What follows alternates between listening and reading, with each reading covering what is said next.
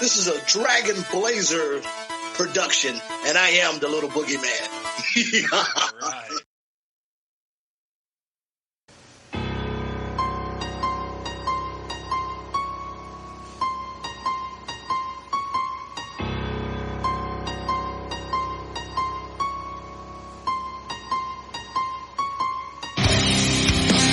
Coming down the aisle, your podcast tag team champions of the world, Boomer and Blaze.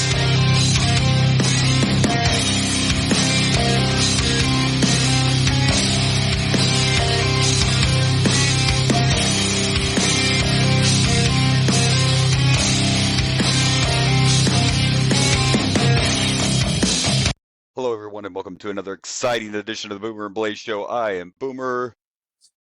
Blaze. And today that's right, we just did a Big Four pay-per-view, so we're jumping back over to WCW, and today we'll be watching Starrcade 84, the $1 Million Challenge.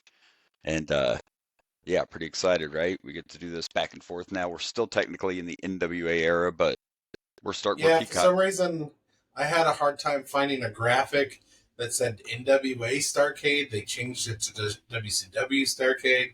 Whatever. Yeah. We know it's the NWA. I left it. Yeah. This is what I found. This was the best graphic I could find. They intertwine anyway. Even when Turner ends up buying them and it first becomes WCW, they still have like the NWA title. And so, so it intertwines. It's fine. People can get used to it. It's whatever. But so here we are. And man, we got to start sad again. Aren't you getting tired of this sad stuff every week? People are tight left and right, man. Not as it's not Bray Wyatt level, but yeah, it's still sad as hell. Not as shocking, but it's always sad when anyone passes away. And of course, we try to keep up to date on the show. Do we want to go with with Margaritaville first? Yeah, let's go to Margaritaville, and guess it's 5 o'clock all the time now, right? For Mr. Jimmy Buffett, who's actually, everybody. I just hope he has cheeseburgers in paradise. There you go. I was a fan of Jimmy Buffett. Everybody's got different, tastes. He's not for everybody, but I was a fan. Here again, there's an example of somebody who was older, in the 70s, right? I can't remember exactly what they said he was, but there's the math. You can do the math right there. But anyway, it's in the 70s, yeah. Yeah, he was in the 70s. 50 to 20 is 70, then 3 plus 4. Yeah, he was about 77. Had a very long career, and I'm sure he made plenty of money just off of Margaritaville. I think he made all of his money off of it. He even has restaurants based on. Well, no, they actually restaurants were named after Cheeseburger in Paradise, wasn't it? Yeah. Well, they have bars there's Margaritaville. Yeah, there's Margaritavilles too. There's both, yeah. So he kind of turned himself and a couple of his songs into a brand, and I can't name a bunch of his songs, but I always liked them. I know too. Cheeseburger in Paradise and Margaritaville. I know some other ones. I just can't think of the names of them right now, but all his stuff though was definitely, he was just one of those upbeat musicians all the time. He didn't sing any of that sad stuff. It was all parties and drinks and ladies and beaches. Jimmy Buffett, man. Right. So yeah, Jimmy Buffett. May he rest in peace. His music will live on forever. Of course, absolutely. 20 years from now, you'll still hear Margaritaville playing somewhere. I don't doubt that a bit. So, Margaritaville. So when I first started going to karaoke back when I was a kid, Margaritaville was one of the most popular karaoke songs when I was younger. You don't hear it as much these days when you go to karaoke, but back when I was going as a 13, 14-year-old, everybody was singing Margaritaville. Everybody going, Lost Shaker of Salt. Oh, yeah. Yeah, for sure. And he kind of had not that he ever went away, but when he did 5 o'clock somewhere with Alan Jackson, it almost gave him another resurgence.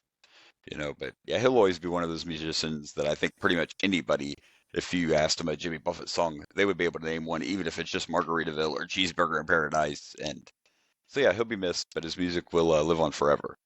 Absolutely. The second one, it was two musicians this week, and the second one is a little sadder, even though... Well, he was younger. He was younger. Um, it was self-inflicted, unfortunately. Oh, was it? I did not hear Well, no, no, no, that. no. Now, let me take that back. It wasn't suicide, but he died from Oh. cirrhosis of the liver, so it was self-inflicted from all the years of the alcohol abuse. Let me take that back. Sorry, this was not a suicide. Oh. This was not a suicide. It was actually released uh, early yesterday. I think he passed away yesterday, if I remember right. My days are kind of mixed up. But anyway, it was released earlier that day that he was being put on hospice and that his health was declining. So he's been battling this for a while. It was just all the years of drugs and alcohol, unfortunately. But yeah, he was only 56, I believe. Yeah. So, and One Smash might Mouth, say he was an all-star. he was, he was. Yeah, Smash Mouth was, of course, huge when we were a little bit Really younger. big. Like 2000s. I would say about 2000, 2003, something like that. That's when Shrek came around. Yeah, and of course their song was in Shrek, so that sent him to That boosted it like crazy. a whole nother level. My mom probably has a slight issue with this guy because they made a. It depends on how you feel about covers, but they made a cover of the Monkees. One of Yeah. the Monkey songs. And it's not bad. I didn't think it was bad. I like the Monkey version better, but I'm not saying it's bad, but my mom's like a big Monkees fan, so me too. I'm a big Monkees fan. Most people know this song because of Smash Mouth more than the Monkees anymore, and that annoys my mother. Yeah. I get it. I'm a huge Monkees fan too, but I think a lot of it was just because I could the show. There were reruns of the show when I was a kid, and I thought it was pretty funny, and it just fascinated me that these guys were literally brought together to be a band in a TV show, and then they turned out and ended up being a huge success as an actual band. It's just pretty fascinating, See, they even got to the point where they were going to stop doing the show if they didn't let them start actually playing their music. They wanted to do this stuff legit because, again, they were hired to be a fake band at first. So I don't know. I guess I was always fascinated by that and the whole story. Oh yeah, they were trying to ride the wave of the Beatles, as I like to point out to my mother all the time. we have fun. Hey, it's all about right places, right time. I mean. Yeah, they were definitely an American version of the not anywhere near on the same level as far as talent and all that, but they were definitely trying to be an American version of the Beatles. Yeah, for sure. They were riding that wave though. But I tried watching the show with my mom once. Oh my god, it is the cheesiest, corniest crap I've ever seen. I hated it. I was not a fan. But I didn't watch it when I was a kid. We didn't find out about my mom's monkey obsession until we were a little older. Right. When I was younger, it was all about the Gone with the Wind. So Monkees was more. We found that out. I think she went and saw the Monkees in concert, and that kind of sparked her love for when she was a kid. And now she loves the Monkees. Yeah. I don't know. I don't hate the Monkees. I mean, there's some good stuff. Last Train in Clarksville. There's some decent songs. I'm not a huge fan myself, but my mom loves them. Yeah. I think it's mostly because of my mom getting really, really into it is why I don't love them as much. Could be.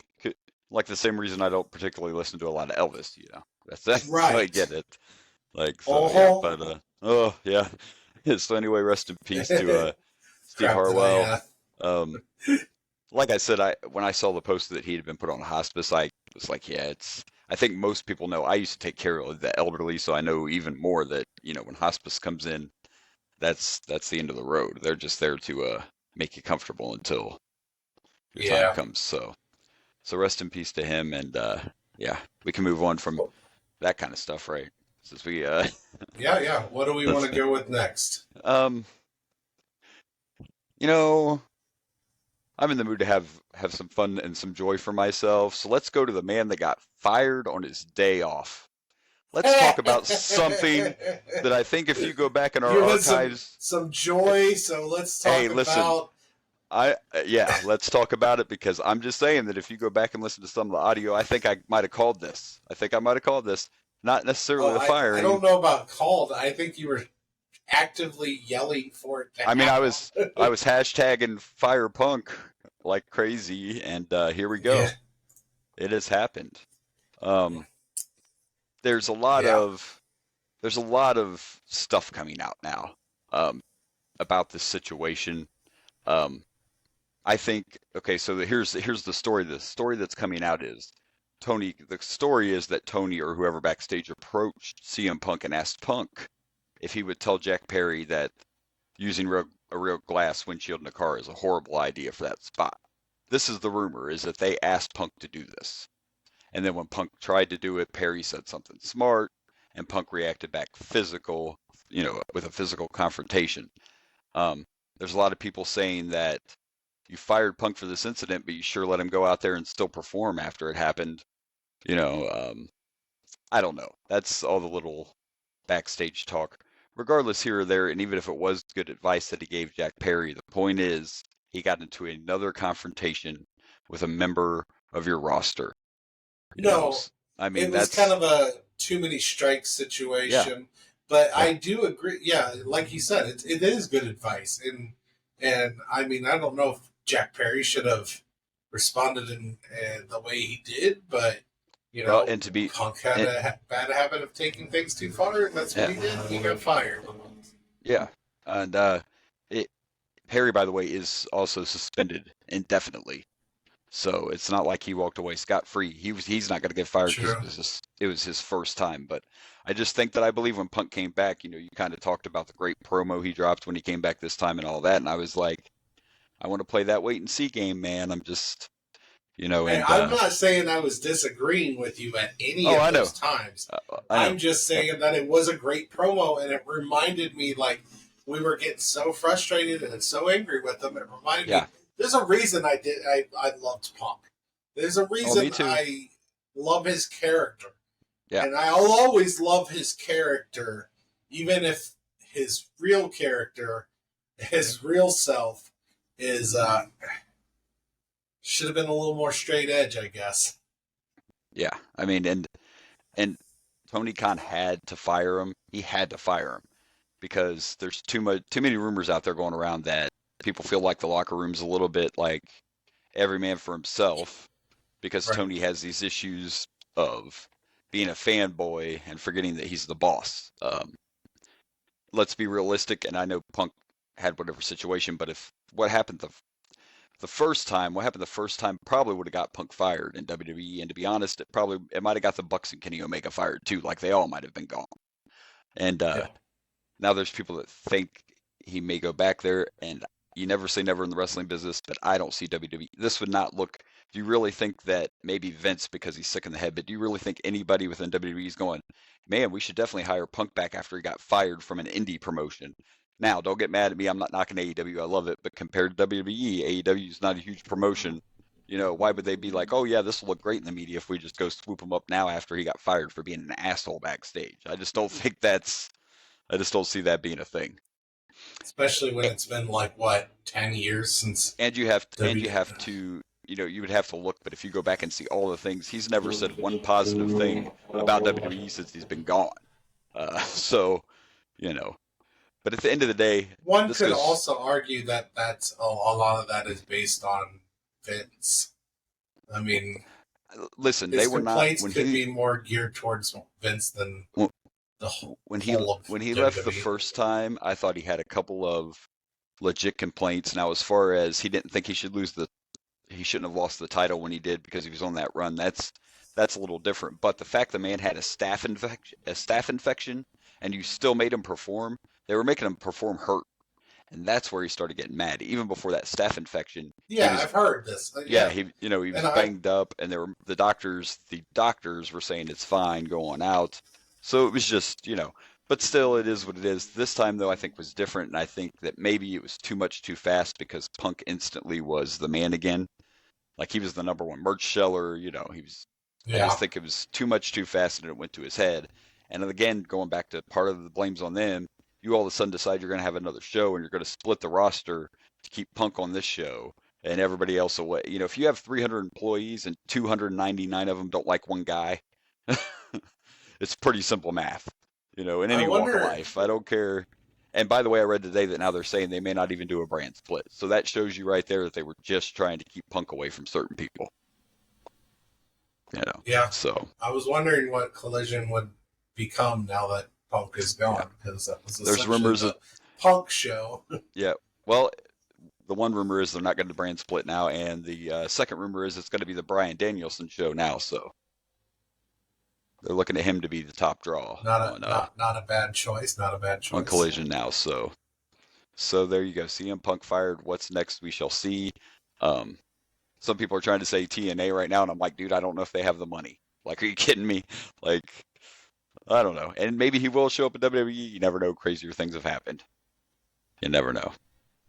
But he talks. You know, as crazy as wrestling is, fans would accept it. But you got to look again at the business side. Like, dude, Tony Khan, woo, he got so booed when he came out before he even got the words out of his mouth. You go out in front of a live Chicago crowd and tell them you fired CM Punk. That's great stuff. Oh yeah, I can't believe he said that on do you have Chicago the other crowd. Do you have the other graphic that I shared with you? Yeah, there we go. And he literally said this. I was looking up right now. Yeah. He said this right on TV in front of the Chicago crowd. Never have I ever felt that my security, my safety, my life was in danger at a wrestling show. Now this kind of circles back to him letting Punk go outright. Like, we don't know what really happened back there. And maybe Punk did get that angry. And maybe Tony was scared. So Tony was probably like, I'm just going to let him go out and have his match and pretend like everything's cool to, you know, de-escalate the situation. I mean, that to me seems logical because a lot of people are like, why'd you let him go out? Well, you're trying to have your biggest pay-per-view ever, and it was for AEW. You need to do what you got to do to keep the situation, you know, under control. And I think that's all it was. Kind of like back in the day when the Ultimate Warrior decided to hold Hogan or Vince McMahon up for money at a pay-per-view literally right before the match.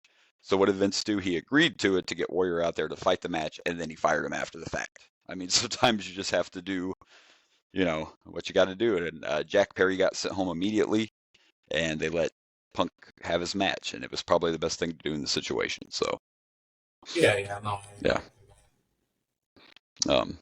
And we won't share the graphic on here, but I shared it with you that someone saw a sign in the crowd on AEW and it said Tony cured cancer, or something to that effect. Like, right. You know, but it seems like it was, and I just think it was a good move for Tony to show that he's in control and to show that no one is bigger than the business. Because when Punk got let go, he was the #1 merch seller in AEW. By the way, number 2 was the CMFTR merchandise. So technically Punk, it was 1 and 2 in merchandise sales. So, but again, at the end of the day, it's the business side. And if it's happened twice now, it's going to happen again. And one person is not bigger than the company. We talk about this guy all the time, folks, Hulk Hogan. And back in the day, guess what happened when he thought he was too big for the company? He was gone. You know, I mean, it's just no one's too big for the company. So. Right. Good luck on your future endeavors, CM Punk. Maybe you could go back to UFC and get your ass kicked a couple times. I don't know. Try that. It went well first time. All right, so where are we going next? Gosh.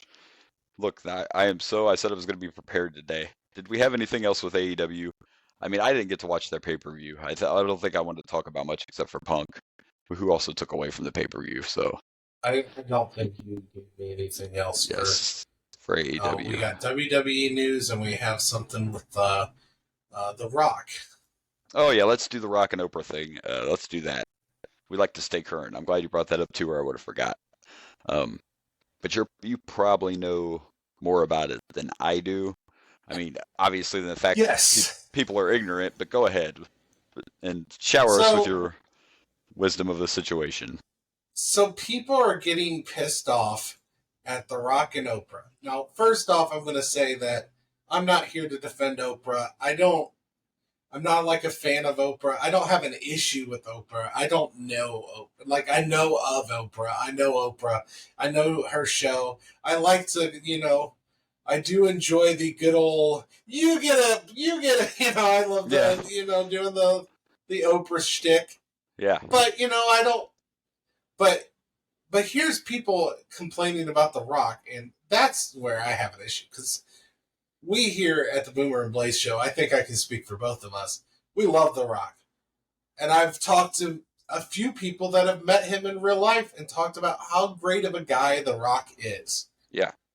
People are bashing The Rock and Oprah because they started a like a GoFundMe or like a charity, or they started a thing requesting for the People's Fund of Maui.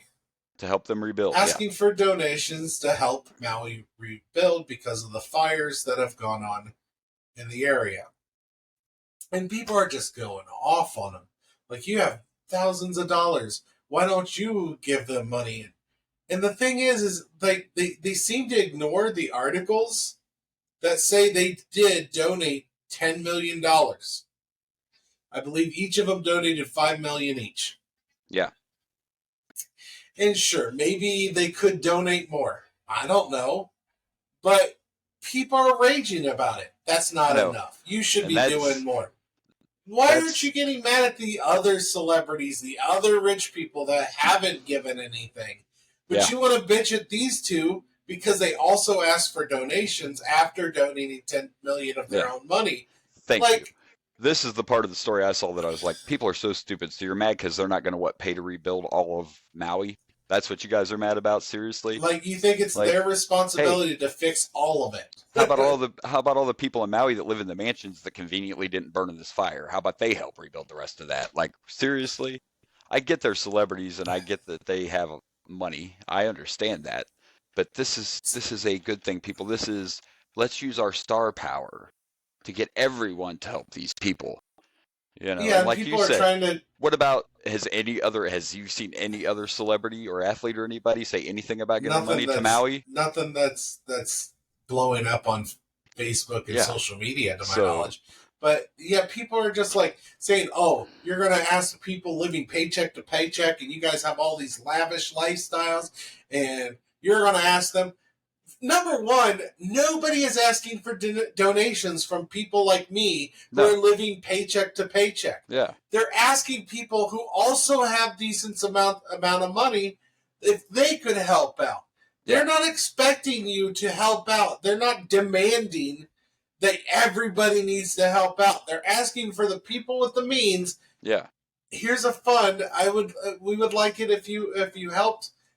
And all the proceeds go to the people of Maui, according to the article I read. Yeah, and everybody it's ridiculous.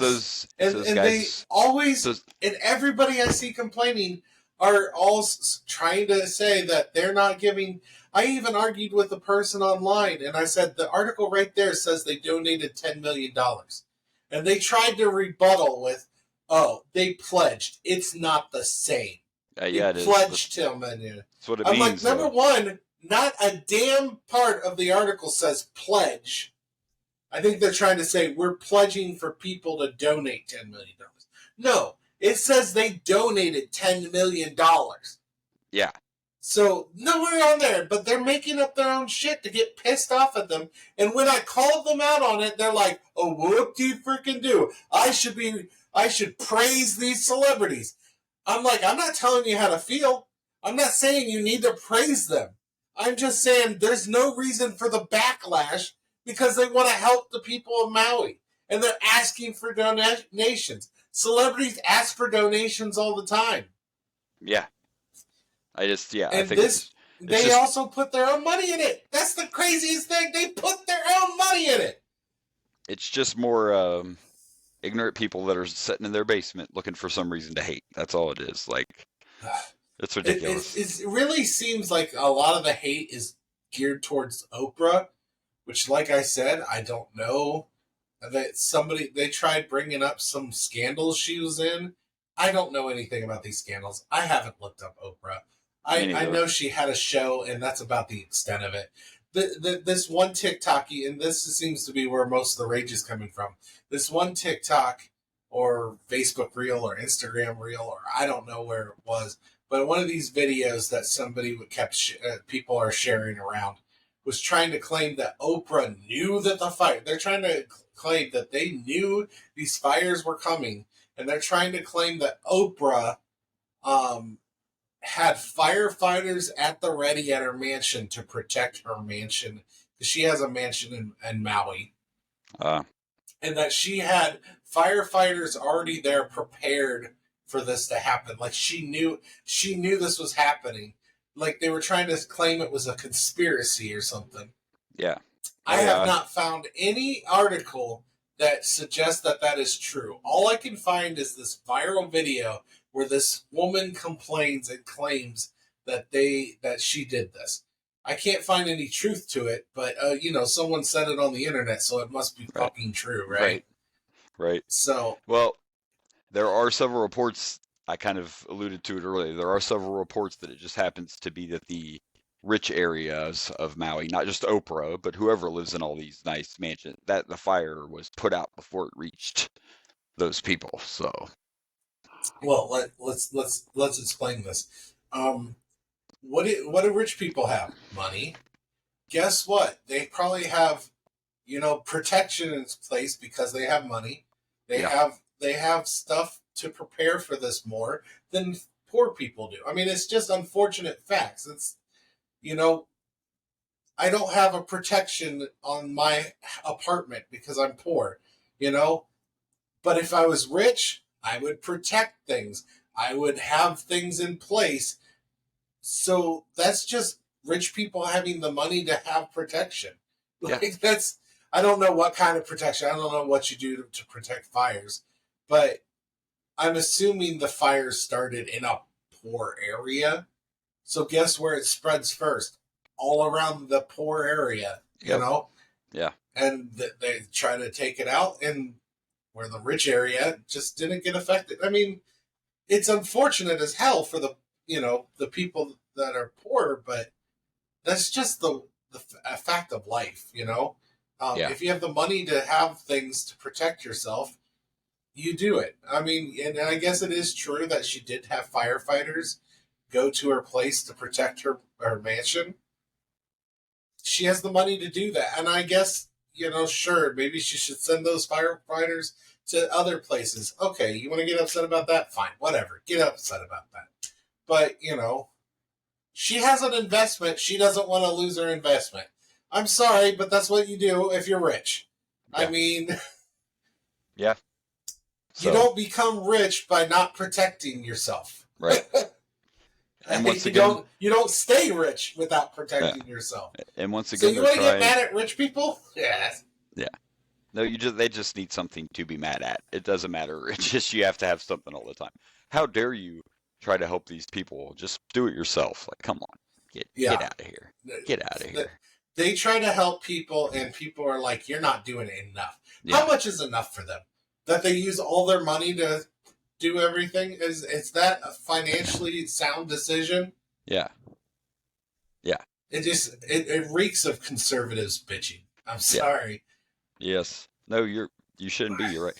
By the way, also people tend to forget, and I'm not sticking up for them because these people are way better off than I am. I'm nowhere on Oprah's level, but people also forget, like, if it says that Oprah's net worth is $50 million, that doesn't mean she has $50 million in cash. People forget that too. I'm not saying these people are poor. That's not what I'm saying. But what I'm saying is, just because The Rock's worth $130 million, that doesn't mean he has.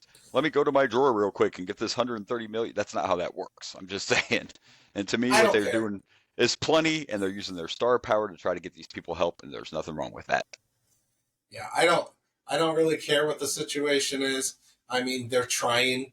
And I'm not saying you need to praise them, but to literally dog them for trying and asking for donations, it's fucking stupid. I'm sorry, it's fucking stupid. It annoys the fuck out of me. And I guess for me, I'm fighting for The Rock, because The Rock is someone I care about personally. We're a wrestling podcast. The Rock has been very influential in our lives. Yeah. So for sure. And I've heard nothing but good things about The Rock's character from people that have actually met him, like Chris Hollyfield, JP Hahn. I've actually met people that have met The Rock, and everybody I've talked to is just, they've had nothing but good things to say about him. And it sucks that he's getting backlash for something that, for helping. Yeah. For helping. Yep. The world we live in. All right. All right. I'm done raging. We can go on to the next segment. Rage is here? Where is he? Oh, you said raging. My bad. All right, so we're going to move on to WWE. We'll talk about Payback and some of the other things happening right now. I don't know if you got to see Raw or SmackDown, but we now know that we have, well, actually, I guess it happened at Payback. Cody actually brought out Jay, and Jay is now on Raw. Jimmy's on SmackDown. They both got their own music now. The Usos are officially split, man. Yeah. Kind of crazy. They've been around, I think, 10 plus years, I do believe. The Usos have been around, so. It was like the shortest hiatus. yeah, Jay's hiatus. Yeah, Mr. Main Event. I don't know how I feel about it. I want to see. I'm curious where they go with this, because it seems like we split them up so they wouldn't have a direct storyline with the Bloodline. Now, how well is Jay going to go over without the Bloodline storyline? The reason he got so popular and big because of the amazing storyline he was in with the Bloodline, breaking off from the Bloodline. So, well, and the rumor is that they're going to use Jay as a way to get Cody back into the Bloodline story. So, at least that's what I read. So this might be a bridge. That might be why they're trying to introduce them. Yeah. And there are now plans on the table, too, for Jimmy and Jay to face each other at WrestleMania. So that would be fun. I'm definitely down for that. I'm down for it, too. It's just, here again, what you just talked about. Now we got to see, where does the story go? Because you got to keep it, how do you keep these two? You have to build that story and not have them face off in a singles match until Mania. And, it's just. I think what you do. It's Wrestling 101, but they have a little bit more trouble these days with certain things. Of course, the Bloodline story has been pretty amazing, but sometimes builds and stuff are a little trickier now than they used to be. So this is what I'm predicting they're going to do. Have Jay on his own. He's on Raw now, right? Yes, and Jimmy is on SmackDown. Okay, have Jay on his own. Main event, maybe a Raw or maybe a pay-per-view. Have him doing his thing against the Raw roster.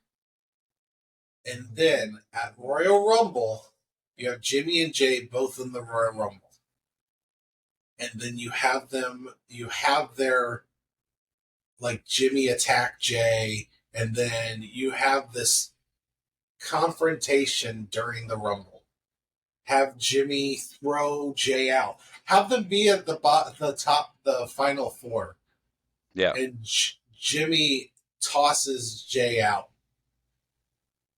Obviously, I don't suspect, especially if you want Jimmy versus Jay, my guess is you're not having either one of them go into the title picture. So you have them be the two of them that are taken out, and then whoever you want to have is your final two, do whatever. But you have Jimmy take out Jay. Then you have them. That's when the feud starts again. Yeah. Have them feud at the Rumble, and then you start your road to WrestleMania match. Yeah. Build it up. Keep them away from the Bloodline until the Royal Rumble. I think that's what you got to do. You got to establish Jay as this main event star. Yep. So it'll be interesting to see how they handle it. The Rumble might be away, because I have a feeling that Cody will probably win the Rumble again. That's just a feeling I have. Not. So maybe I really hope not. I mean, if they're planning on it being Cody and Roman, that's just kind of. I mean, you do have the other title now, though, so you could have someone else. We have another title, and go for the other title. So I prefer that. I prefer the winner to go after Cody, and then you find or not Cody. You go after Seth Rollins or whoever the champion is at the time. You have them go against them, the Rumble winner, and then Cody can get into the main event a different way. There you go. I would be disappointed with Cody winning twice in a row. I don't think Cody's at that level. He's not Shawn. He's not Stone Cold. I like Cody, but he's not that kind of main event star in my... Well, maybe he is. He is and he isn't. I just don't want it. I don't want another... Right. Well, let's talk about Payback. I unfortunately didn't get to see all of Payback. I did watch LA Knight. I did watch LA Knight versus The Miz, was seen as the guest referee. I like that we had a little moment there between LA Knight and John Cena. I'm just saying, I know that they're technically both baby faces, but sign me up for that feud right there. I may not be a huge Cena fan, but could you imagine the promos between LA Knight and John Cena? Like, take my money. I think you make it a triple threat.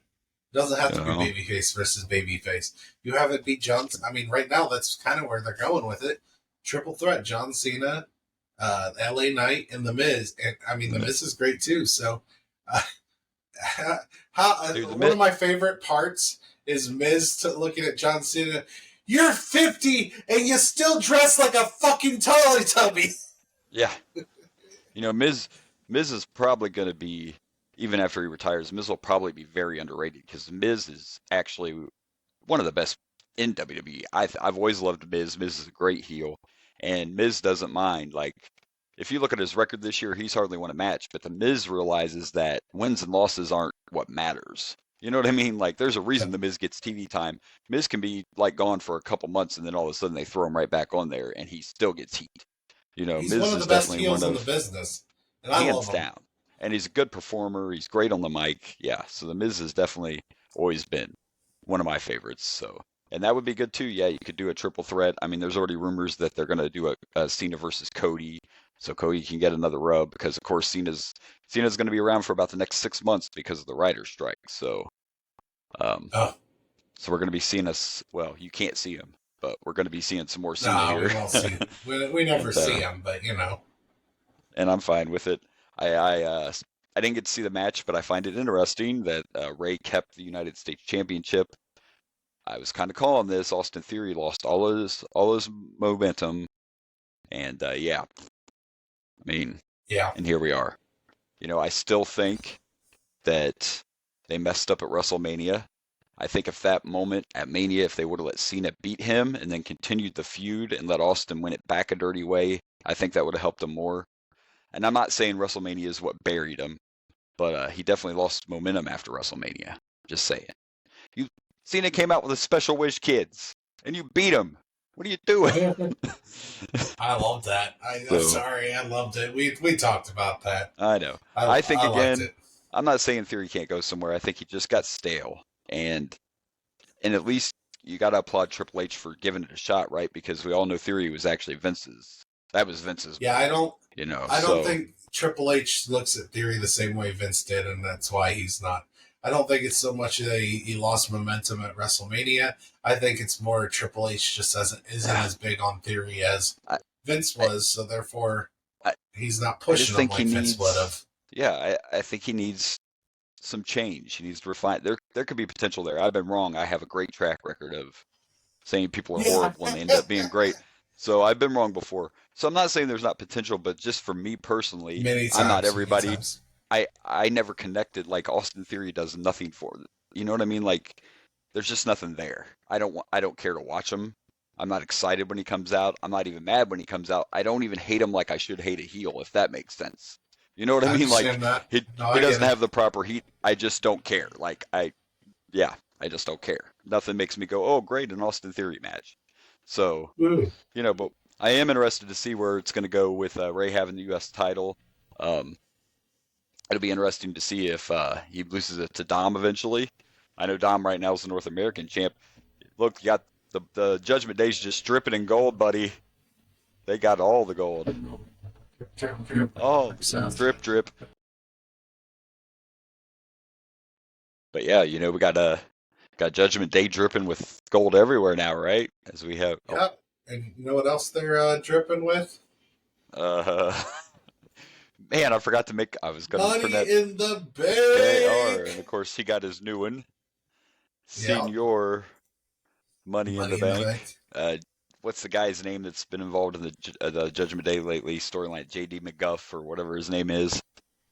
That's who brought out the Money in the Bank briefcase for Damien there, and it didn't So you're saying he's a surprise. MacGuffin? Yeah, it didn't really surprise me that they beat Kevin and Sammy because Kevin is actually still legit hurt, and I saw highlights from that match, and I'm like, wow, how did he go out there and do that stuff? Like, wow. And I mean, this makes sense because they're trying to make the Judgment Day the new Bloodline story. They're trying to make this the story everybody wants to see. Um, I'm disappointed though that we still haven't split the tag titles up. Can I just make that a side note? Like, I'm still kind of, are we going to have two Yeah. sets of champions, or are we just going to stick to this? Like, either split them up or make a new belt so we just have one. But anyway, Yeah. gold everywhere in the bloodline now, and I'm still interested to see where this Money in the Bank goes. I was actually kind of shocked. There was a part of me that thought Shinsuke might win at Payback. I'm not upset. I would have been fine either way. But I was kind of shocked, especially when they said Great Muta was spotted there. I was thinking, oh, are they going to, I know Muta's retired, but in my head I'm thinking, is Muta going to help Shinsuke win? Like, is this But no, Muta just wanted to check out some wrestling. That's all that was. He just wanted to see how it goes. And as crazy as this sounds, that's the reason that tag team match was also made a street fight. And a lot of people are like, well, what do you mean? Well, look, it's easy. It's a little easier to pull off some crazy stuff without injuring somebody in a street fight, even though that sounds ridiculous. But it's true. I mean, it's the way this works. There's a reason, like with Sting, there's a reason Sting's always in tag team matches and tornado tag team matches, and it's just easier to protect the guy when you do a street fight because you can distract with all the other, weapons and blah, blah, blah. So it makes sense. But since I didn't see the whole thing, like, what was your overall opinion on Payback as a pay-per-view? It was good. I liked it. Good. It was a good pay-per-view. I heard Trish and Becky put on a hell of a show. I haven't watched that one yet either. Yeah, they were. In fact, they killed it. They were. That was probably the match of the night. Yeah. It was really good. My friend even suggested that might be one of the best cage matches we've seen. Oh, there you go. I don't know. There's a lot of great cage matches, so I don't know if I agree with that, but it was good. It was damn good.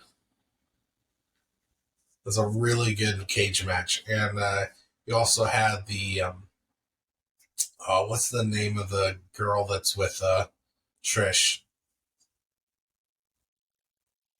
The girl that's with Trish. The girl that's been coming out, her super fan. Yeah. I just can't think of her name. I suck sometimes, What can I say? I can't remember. I can't remember her name either. But yeah, she turned on Trish.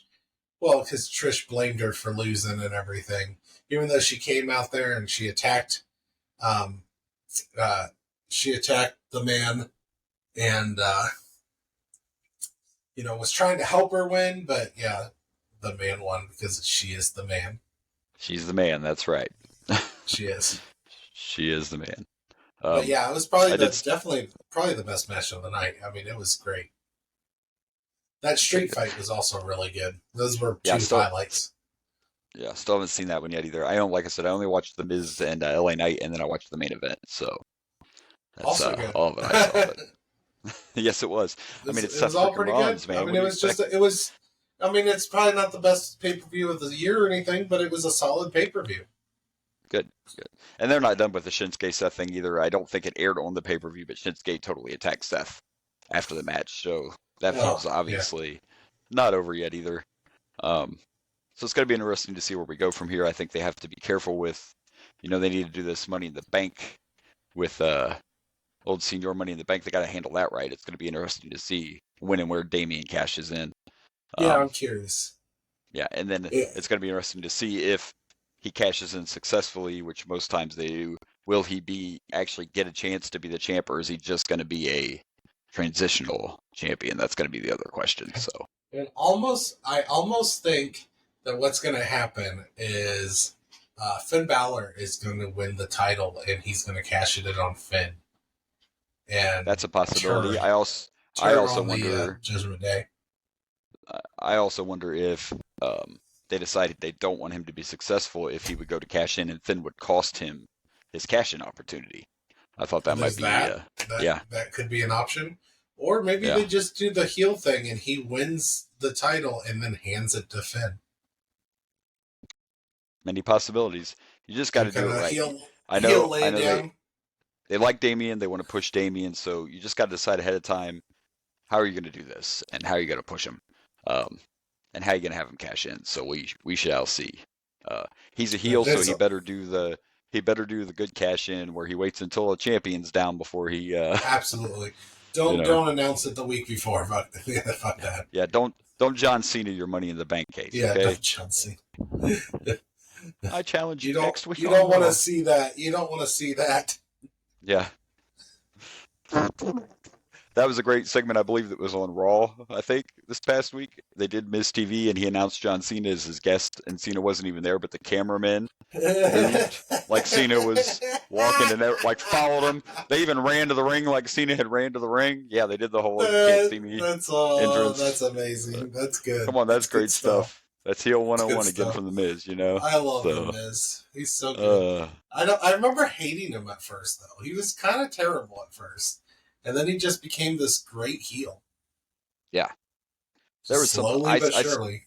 I started liking him when he got with Morrison back in the day originally. There was something about Miz and Morrison. Mm-hmm. I loved them as a team. That was when Miz was still doing the chick magnet thing, and he would have a hat on and stuff. Yeah, I like that Miz. And I love his it's very, very teacher or childish. When my hand goes up, your mouth goes shut. I love that shit. So good. Yep, it is. The Miz is outstanding. All right. Well, do we have anything else? I mean, we have one other thing. But... I don't. Oh, yes, we do have one other thing. But I think other than that, we are good. Because, of course, our one other thing is the thing we love and we brought back, and it's our Sheik Tweet of the Week. Sheik Tweet. Sheik Tweet. Yeah. By the way, I looked on his account the other day and noticed that, like I said, we're never going to run out of Sheik tweets. And I do love that his family is still, putting tweets out in his honor. But anyway, this one is definitely a reference to the Bengals, not the football team, the group, the Bengals. Because the Sheik Tweet of the Week is, it's just another Manic Monday. I wish it was beat the fuck out of Hulk Hogan Day. That's my fun day.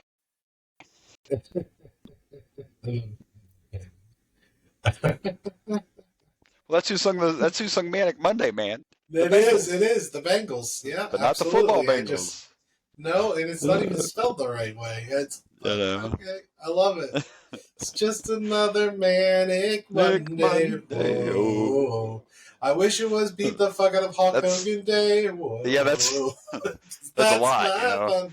It's not the words I remember. I could be wrong, but I think that's exactly how it's always gone. Beat the fuck out of Hulk Hogan Day. That one, by the way, is from like 2 years ago. But hey, it's still a great one. Relevant. Still relevant. It is relevant. The Hulk Hogan jokes will always be relevant. So absolutely, that's for sure. So there you go, the Sheik Tweet of the Week. We love you, Sheik. We miss you. Twitter is not the same. Sheik share our rage for the Hogan.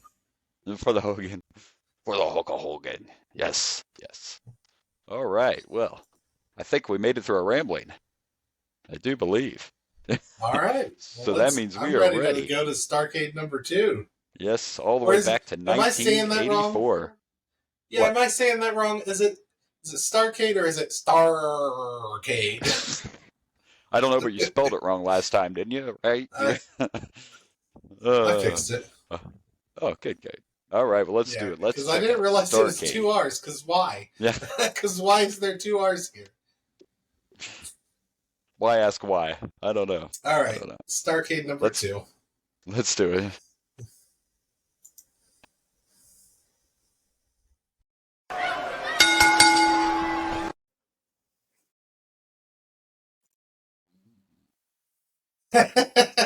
Oh. Sorry, we're recording. My bad. We had a match? Look, we're going way back, so the stuff's going to be, some of the stuff's going to be what it is. and I like to feel like I'm an encyclopedia of wrestling, but I don't know either one of these guys. But here we are back. Your favorite commentary team is back for Starrcade 84. No doubt about it. No doubt about it. And the drinking game has commenced. He said it twice already. I'm starting to get tipsy. Yeah, I would join you, but I have to work, so I don't. Anyway, yeah, Starrcade 84. They showed us what happened last year at Starrcade for some reason between Flair and Harley Race, and then we got this match, and it was Denny Brown and Mike Davis for the NWA Junior World Heavyweight Championship. Yep, and yeah, no one cared. I mean, you talk about it looked like two jobbers were fighting each other. Neither one of them had any kind of identifying marks on any of their gear, not a letter or nothing on their boots or their trunks. They both just like Denny was in all purple and Mike had like blue trunks and white boots, but that's it, like nothing to stand out. I was telling you off air that people think there's too many titles now. Wait till you check out this pay-per-view with like 7 titles on the line because the NWA had titles for everything, including Brass Knuckle Champion. Think about that. So, but yeah, hopefully this whole thing isn't going to be like this because this just wasn't good. This reminded me of maybe the kind of the origins of professional wrestling, like something you'd see at a carnival, like even ASWA, which you can watch locally around you, is better than what we just saw in this thing. And then the ending was so maybe we've seen finishes like this before, but Mike Davis hit Denny Brown with like a back suplex into a pin, and you're telling me that the ref looked at the guy, he counted the champion and down instead of the other dude in, but both of them had both shoulders down. But it was a title change, so I don't really know what the hell that was. I guess to extend the story, I don't know. But yeah, this was not good. I don't know either. I just work here. Yeah. When they showed the replay, I thought maybe we'd see, Denny Brown was the one being pinned by Mike Davis, and I thought maybe we'd see that Denny's shoulder went up, but it didn't. Literally, the ref was staring at Mike Davis the whole time and counted his shoulders down. So that's how that ended. Thankfully, it wasn't. Thankfully, it wasn't that long. Thankfully. Thankfully. And yeah, and I'm not. This thing, yeah. This is not good. I'll give it a 0.5 because they came out. They came out. They came out. I give it I give it 0.5 of what you just gave it. Right, snores. They both had bathrobes on too. I mean, they even had the same entrance gear. It's ridiculous. Can we do negative? Have we made a decision on this? It might have to be a thing. I almost gave this one a 0, but anyway. Yeah. Hey, at least we know at some point we get Dusty Rhodes and Ric Flair, and I saw a few other big names. Yeah, at the very end of this pay-per-view, of a 3-hour pay-per-view, we get Dusty Rhodes and Ric Flair. Yeah, so hopefully that steals the show. Hopefully. All right, well, let's see if we're taking another nap. Let's see.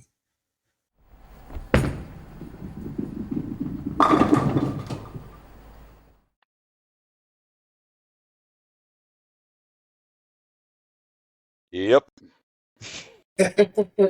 Another match. Another snooze. No question about it. No question about shot. Gordon. For any of you that know who Gordon Soley is, he's the one on here that keeps saying no question about it to everything. All over the place. We have to try to look at it like there has to be one or two that are going to be something, right? I mean, there's like 10 matches, so something has to be, but here again, it was just two. Okay, I guess the one guy looked a little different because he was, Mr. Ito? So. What, because he's Asian, he looks different? Well, he had on kind of like the Asian. I know, the red and black. Whatever, and the red and black. And then we had the generic superhero in the white trunks. What was his name? Billy Bob. Oh, Brian Adidas. Adidas, and Mr. Ito. It was quick at least, and it was quick. I don't know about painless, but it was quick. It was quick. It was actually shorter than the first match, believe it or not. So it was quick. We can't say painless, and Brian won with the devastating airplane spin. Because we know one good airplane spin will take you out. It was a little better. It was short. It was a little bit better, but it's still just boring because no one cares. We don't know who these guys are. Nobody cares. And I know a lot of wrestlers. I haven't known I thought I've yet. heard of Mr. Ito, though. That sounds somewhat familiar. Probably. I mean, it obviously looks like he's been around for a while at this point, kind of a veteran. I'm sure he's probably. Yes, because I know a lot of wrestlers from you before do. 1984. You do, especially the Japanese ones. You're very that's absolutely where your specialty very is. knowledgeable of 70s Japanese wrestling. Yes, That's why it's bad when I'm like, man, I don't even know who these guys are. What are we doing? Like, for those unaware, that was sarcasm.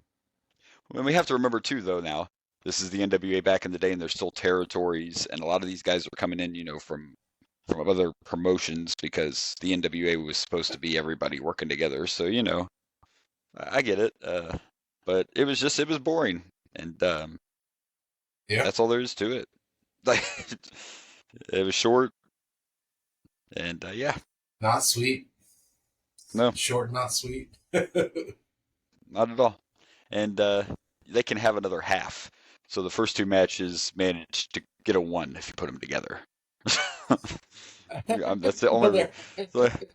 Another half. It is. It's another half. A half of the puzzle piece. You can have the other half from the point. You guys are sharing. So what you're saying is, if we keep going the way we're going, we will have a 5-star show. Sure. Yeah. Only because sure. Yeah. each match is there's 10 matches, and each match is only half a star. Yeah, that could be a thing. Yeah. That's what it's looking like. My goodness. Sure. Yeah.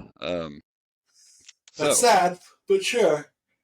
And I mean, if we have 6 title matches, because you have a championship for everything, so it's got to be, yeah. Anyway, we can move on, I believe. I don't know what else you want to say about this. Hope for better. I'm definitely hoping for better. That's all we can do. I think the next one has Sting, so maybe we'll get a little bit better in the third one. I'm already losing hope. So, all right, we're done here. As you should. Yep. Let's move on.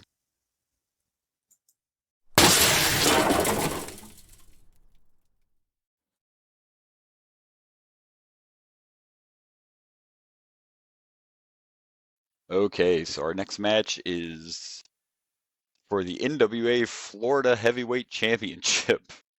Do you have to be from Florida to win this title? Is that, I don't know, is that the champion? You have to wrestle at least 2 Gators before you can wrestle for this title. The champion is Jesse Barr, and the challenger is Mike Graham. I've actually heard of Mike Graham. I don't know a lot about him, but other than he looks like a 70s porn star. I mean, that's the nice way to put it. I put it in a different way. And you had 12-year-old Earl Hebner as the referee, so he was in there. And unlike the Mercy from the first 2 matches, this one was way too long. Those 12 minutes. The audacity. Those 12 minutes felt like 20 minutes.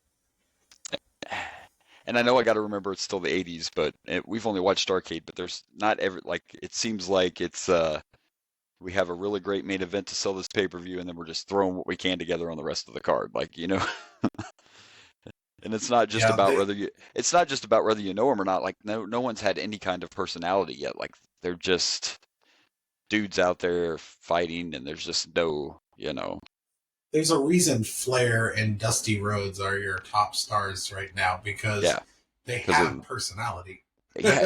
And that's my point. Like, hello, people. Dusty Rhodes didn't get over because he looked like the Incredible Hulk and he was an amazing athlete. You know what I'm saying? Like, right. He had character and he knew how to connect to people. And so far, we've had like no character, none. It's been rough. No, it's been very rough. It's been rough. This one feels rougher than the first one, and I don't know why. And then after this match, which by the way was won by the champ, right? Yeah, the champ retained. Jesse Barr, yeah. But he also used the ropes to get the pin, so I guess it's okay for the babyface to. Hey, you know what? As a lover of heels, I appreciated the controversial ending of him cheating by using rope leverage. Yeah, like the match before this, it just had a goofy ending that should have never happened, and it was controversial. And now you have this one where someone cheated, which makes a little more sense. So it's another controversial ending. And then they just did this weird, like Peacock needs to work on some transitions, because then they just cut to this middle of this chaotic beatdown of Ricky the Dragon Steamboat. It's not just, that's not Peacock. I don't think that's Peacock's fault. Oh, it's probably WWE's fault. You're correct. That was NWA's fault, because you could have had the announcers like, well, this is what happened.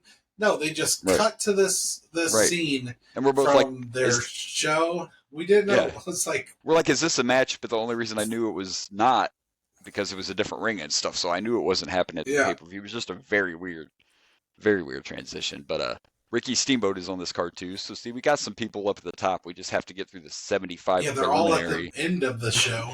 We got here through the 75 preliminary matches here before we can get to the ones that we actually care about. We've gone through 3 matches and we've only gone 32 minutes into this damn pay-per-view. Yeah. It's been rough. It's been rough. I'm going to continue my trend, even though I don't even know if this guys deserve it, but you guys get a half a star for putting us out of our misery when the match was over. So there you go. I'm actually giving this 1 feats of boredom. Oh, 1 feats of boredom. 1 feats of boredom. Because they lasted 12 minutes? No. I'm giving it a 1 because the ending was a little more exciting than the other 2 matches. It may have been boring and longer, but there was flashes of something. I don't know if it was good, but there was some flashes of something. You know, there was a little bit more of a story told. Even though we I made fun of the feats of strength, but that was a little more of a story at least. Yeah, at least there was some context to the match. Yeah, I mean. Yeah, and then the end where he cheats and uses the ropes, you know, that gave it a little flavor. Yeah. You know, heels being heels, and you know me, I love my heels being heels. Oh, so, yeah, for sure. I think 1. Only giving it a 1. It's not like I'm praising the shit out of this match, but right. I feel like it's slightly better than the first 2, which were just like flashes in the pan. I can't argue with that. I can see your point for sure. I think they just went too long, and I was like, oh, I don't even care anymore. Right. Understood. I get it. Old school. It's what we have to do, kids. You know, it's what we're doing. So. Yeah, exactly. All right. Well, hey, you know what? Next we have a tag team elimination match, so maybe we'll get some entertainment at least. Yeah, I do like a good elimination match. I'm all about an elimination match, so let's see what happens.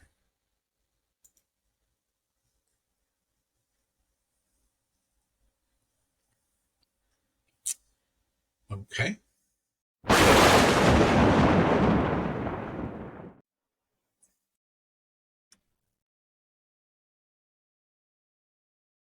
All right. Well, at least finally they gave me a little something. I'm not going to say this is a 5-star match, but I finally feel like at least we got a little something out of this show. Of course, usually tag team matches, you're going to get some pretty good entertainment. It was an elimination match, and it was a bunch of people with some character to them.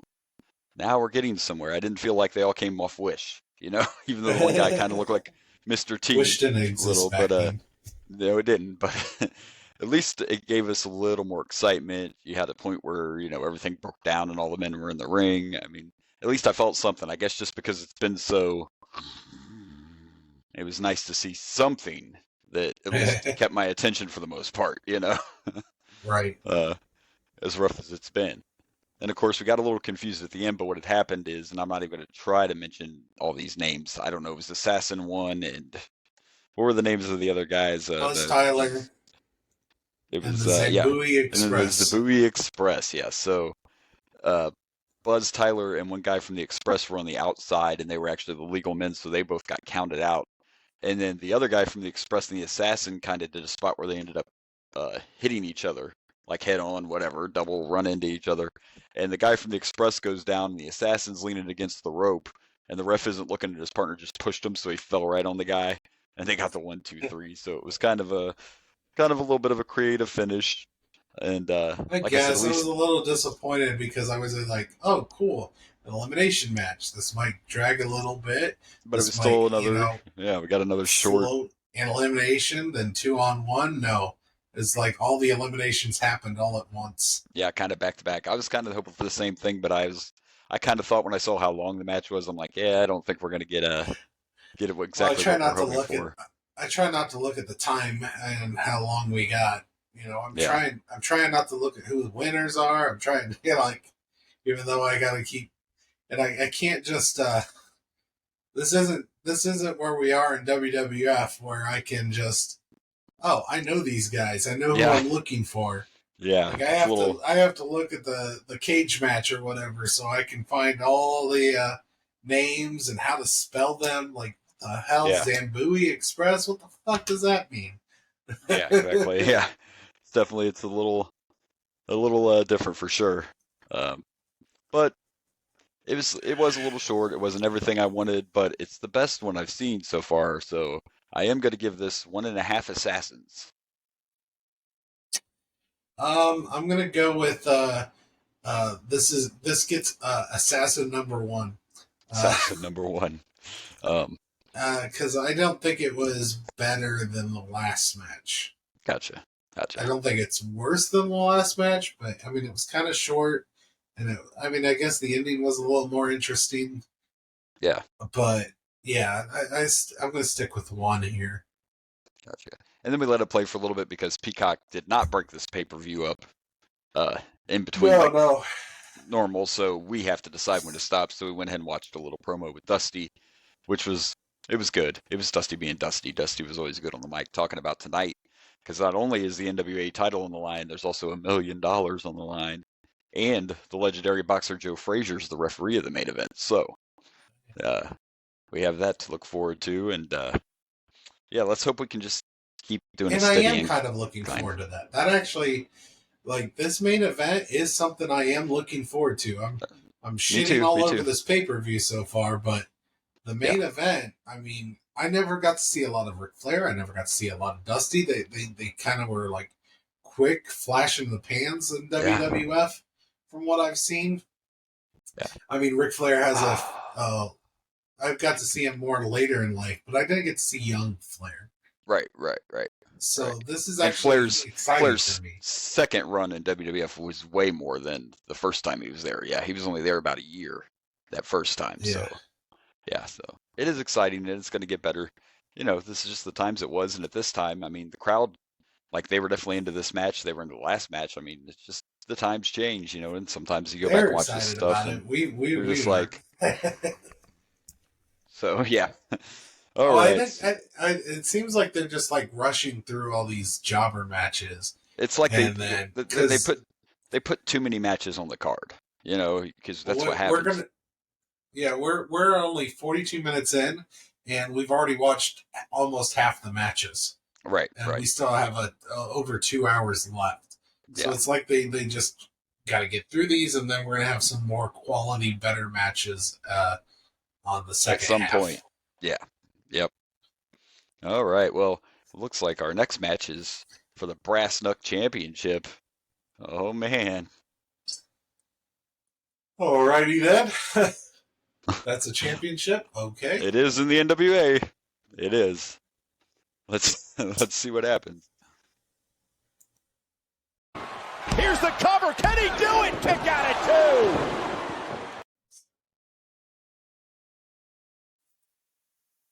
All right, so our next match is for the NWA Brass Knuckles Championship. And I'm only confused because it was won by a pinfall, and were there really that many brass knucks involved in this match? I don't know. I mean, I don't know. I just thought that, it wasn't horrible, and Manny Fernandez was actually a really huge star at this time, which I'm sure you could tell by the reaction from the crowd, and the ladies loved him. But to me, if this is going to be a thing, we see that the NWA has 845 titles.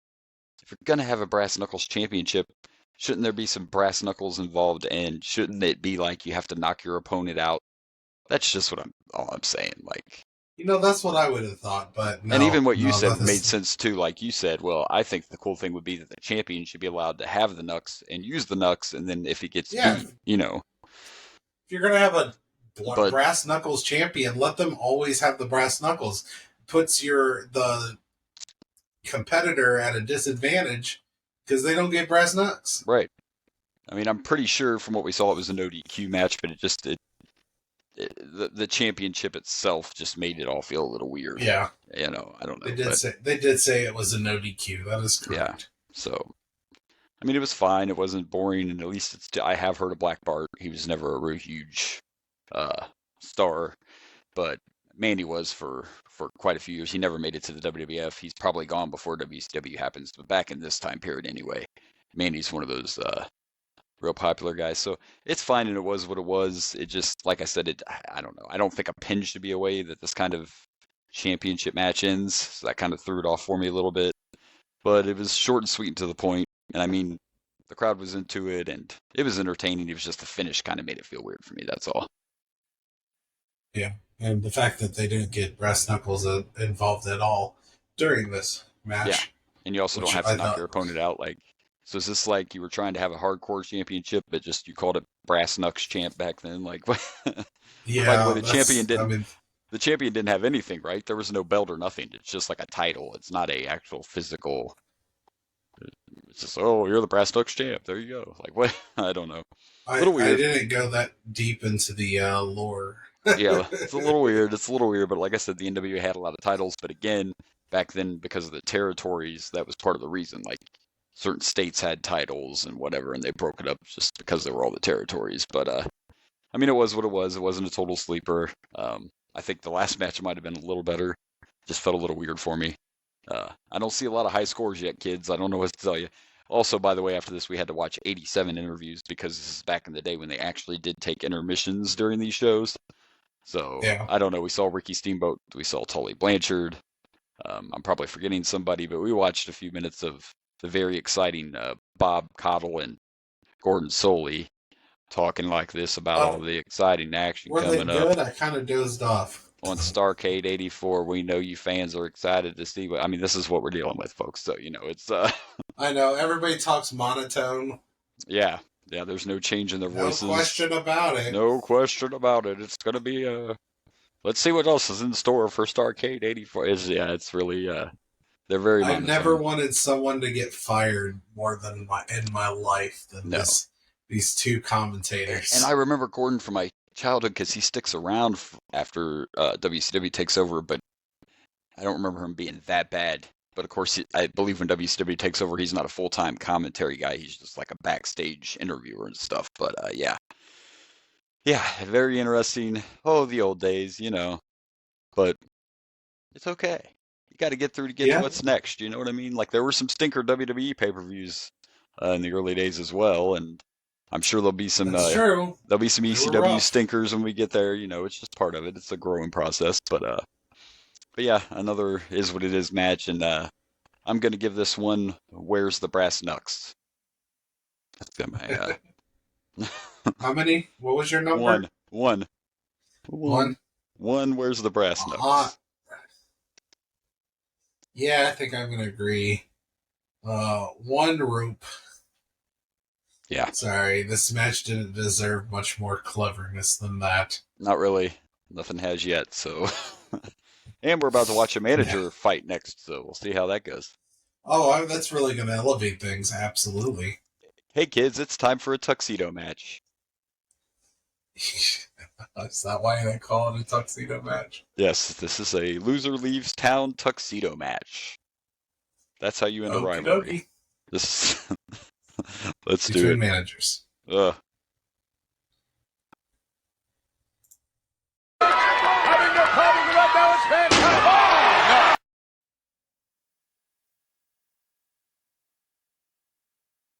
no. All right, so I guess we should mention before this next match, it's actually the first time tonight that we get two entrances, and we get music too. How about that, huh? Hey, we're moving on something that's somewhat exciting. I guess for a manager. Yeah, we got Mr. Manager Paul Jones taking on the Boogie Woogie Man. Jimmy Valiant in a tuxedo match, and here again we have this stipulation that didn't. You still had the pinned guy to win, so I don't even know what the point was. Jimmy Valiant didn't wear a real tuxedo; he wore a tuxedo shirt, which is great, but I don't really understand what the point of making this a tuxedo match was. I'm guessing there was a story going on in the weekly show, and then yeah, and it was also loser leaves town match, so Jimmy Valiant is out of here. Wonder if Charlie Brown will show back up, but that's a different episode there. Well, nobody knows who he is under that mask, so I don't want to give it away. Wink, wink. Wink. Yeah, there is probably the beard doesn't already. Yeah. My guess is there's a really good story behind this. We just don't know it because we haven't been watching the weekly shows. It was a good spot, especially with a long card.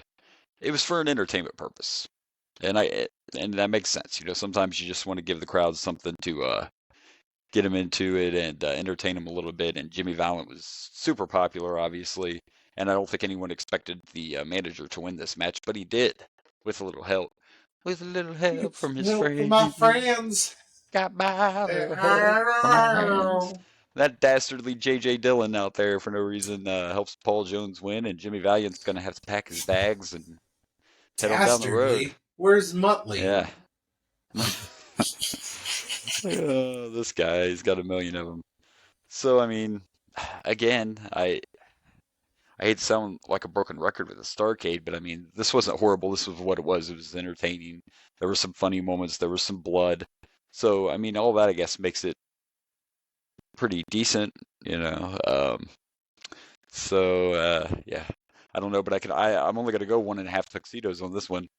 I still can't get out of that ballpark, man. I have to be a little fair. It wasn't a 5-star match, but it was entertaining. It served its purpose. So, I mean, it could have been worse. It wasn't the worst. There was a gimmick to it. They had more unique looks. Well, I mean, they were all tuxedos, but still. 1.5 sounds like a good, sure, Jimmy Valiant, woo, I guess. Boogie woogie, woo. I'm sure that our small amount of fans are like really disappointed with us. It's like, I was expecting you to love Starrcade 84. I don't know if that's what they're saying, but maybe that's what they're saying. We're just shitting all over this pay-per-view. Honestly, as of right now, I'm thinking the first one was slightly better. I feel that way too. I really do. I feel like this one is. I don't think it was as boring as this one has been. Yeah. I seem to be remembering it the same way. So. All right. Well, let's get on to the next match. Let's do it. Here's the cover. Hook of the leg. He did it. He did it.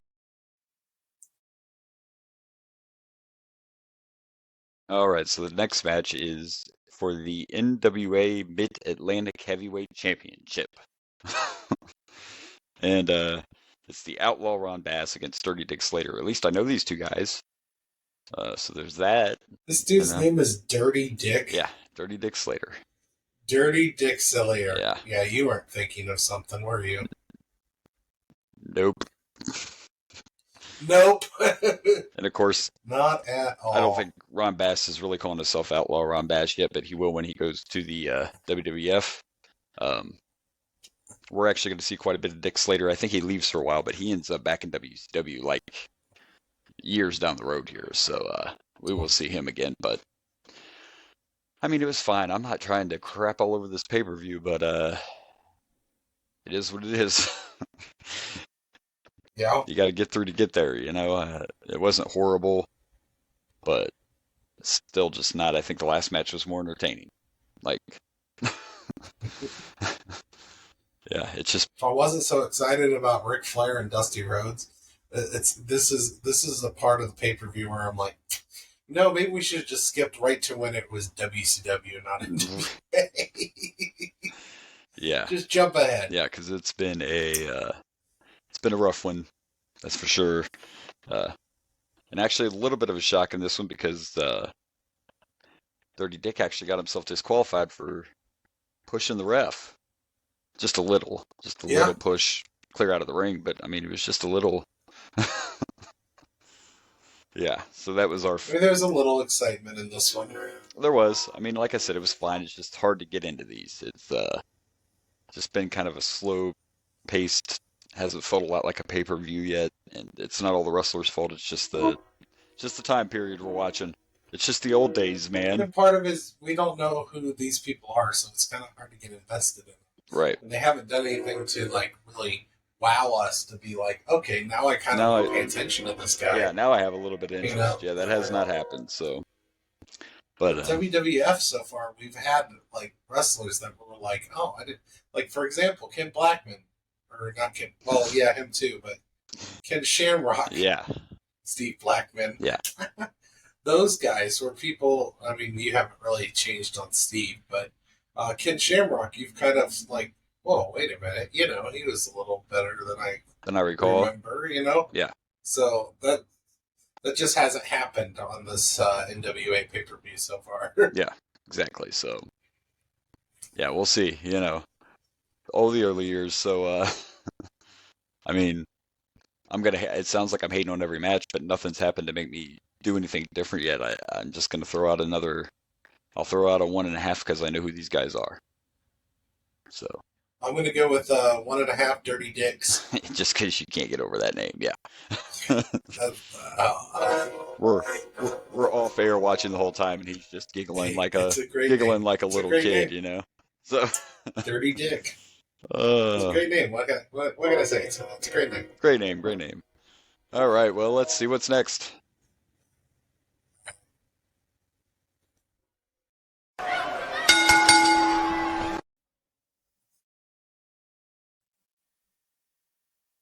So before the next match, and I don't know if this is because they had took the intermission or if I think they just did this to throw a little more heat on the bad guys in this next match, but we got the Star Spangled Banner, I believe is what they played, with the giant American flag. And then we go into our next match, which I knew everybody in this match except for one person, but it's Ivan and Nikita Koloff against Ole Anderson and Keith Larson. I don't know.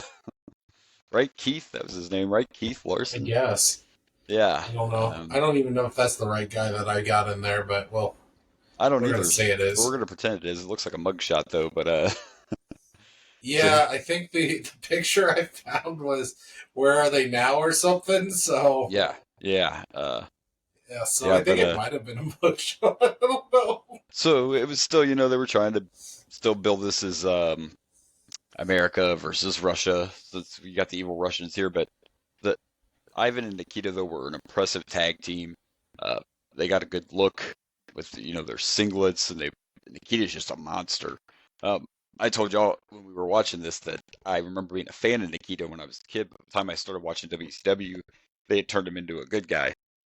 But I just thought he was always a monster of a man, and he had a hell of a clothesline he used as a finisher. So I was a fan of his back in the day. But this, again, the tag team match seemed to be doing better. I mean, this was hard-hitting. The crowd was super, super into it. They were throwing trash in the ring before the match even ended. I mean, the crowd was eating up every bit of this one here. And Ole Anderson's a tough man.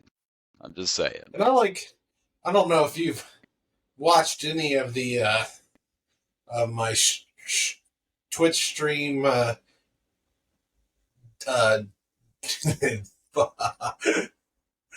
Dragon Blazer Wrestling show, but I like a good singlet. Good singlet. It feels wrestling to me. Feels wrestling. It seems like all these wrestlers all have just like the trunks, just the small trunks, just colored trunks, and I like a good singlet, and so I like the Russians' look. Yeah, they have a good look, and they look pretty much identical. With the old school tag team look where you dress the same. And Keith wasn't even too. Absolutely. I think this Keith Larson guy. I mean, I'm sure he came from somewhere. The NWA dug him up, but he was a fill-in because the guy that we saw outside of the ring on the crutches was Ole's actual tag partner. Yeah, I figured. And obviously was injured and could not participate in this match. So, but I definitely know Ole. I did not see a lot of Ole wrestling because when I started watching, Ole was already done wrestling. Arn was starting to take his spot in the Horsemen, so Ole was still around in kind of a manager role, but I never got to see a whole lot of Ole actually wrestling. Oh, that reminds me, I can't wait till we start seeing the Horsemen. Oh, dude. Yeah, I was such a Horseman fan. But even with that, like, I wasn't a fan of the original. We'll see the original Horseman because we're going through these old pay-per-views. But when I started watching, they'd already changed. The first Horsemen I remember are Ric Flair, Arn Anderson, Barry Windham, and Sid Vicious. But that's not the original lineup. But the original lineup was just before my time. So yeah, we'll get to see that whole thing. We'll get to see the Horsemen become a thing. But this match, at least, though, it was good tag team wrestling. There was a lot of hard hitting. It had all the good. It had the hot tag in there and the beat downs. The crowd was super into it. The trash getting thrown was great. And basically, the ending was Nikita took the guy out. I can't remember his name, but whatever. The other guy that was outside already hurt, took him out.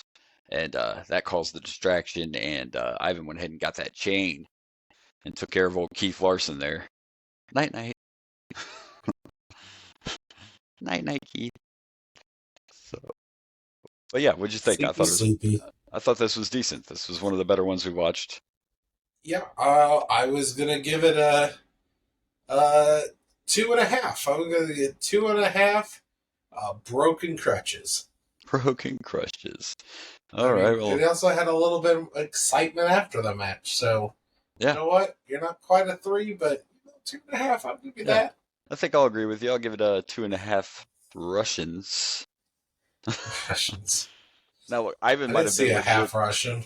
Ivan might have been legit Russian, but Nikita's from like Georgia. I'm just saying. So good old wrestling.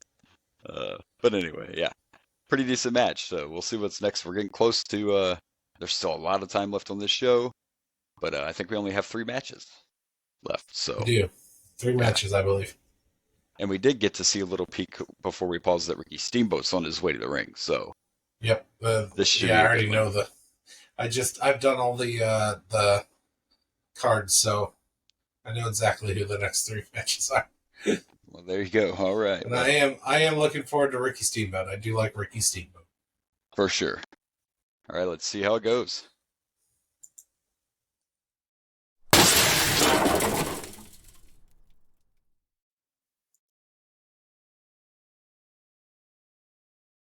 All right, so our next match, 2 people that we both know. What about that?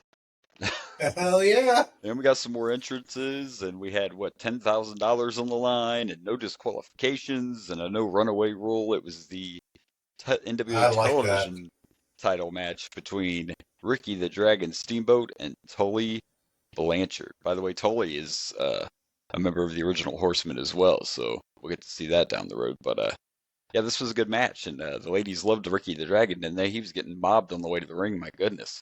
But thought Elvis was coming into the building, No, I did like this, and we could tell, even though we don't watch the weekly shows, that these 2 have been feuding. So this was like one of those, we're going to do everything we can to make sure somebody wins this match.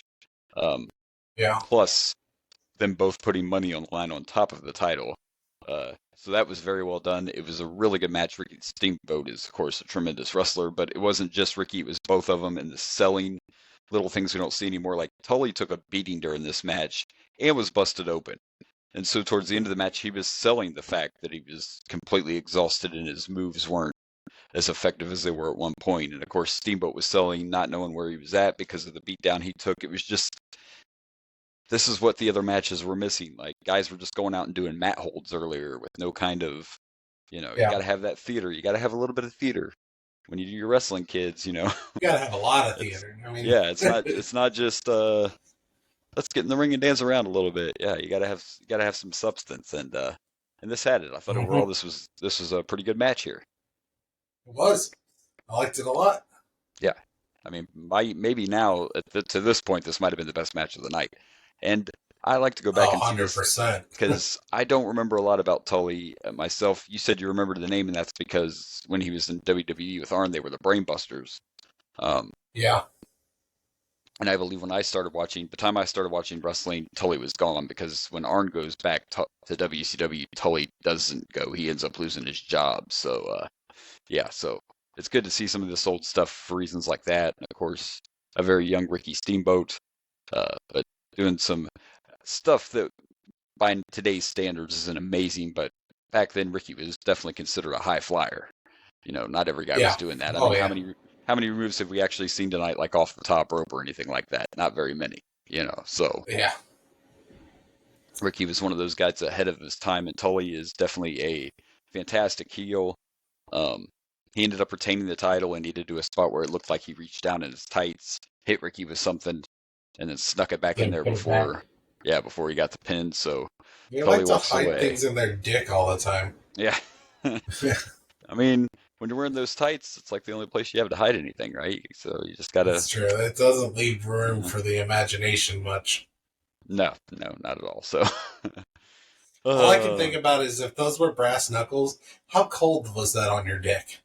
Right. It's got to be hard and cold. It's just, and here we are. We got 2 matches left, and because, like I've mentioned all night long, they have so many. Like the next 2 matches are also championship matches because the NWA has the title for everything. Because titles don't mean shit in this place. Yeah, no, everybody just gets one. People say there's too many today.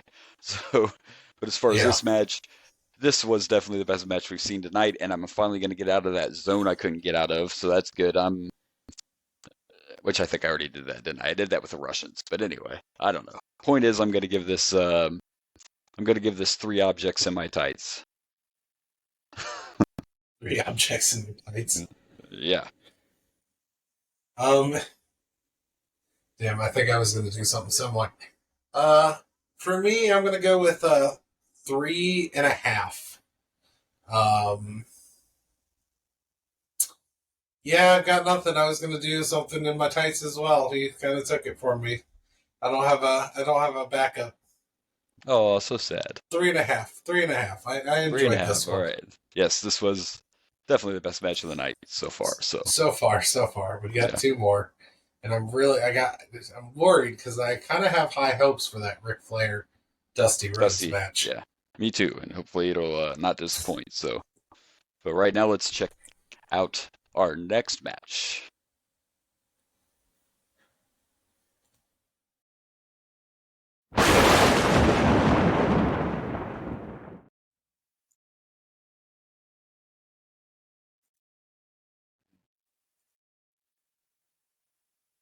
All right, well, we were on a roll for a while, but this next match was just kind of It was what it was.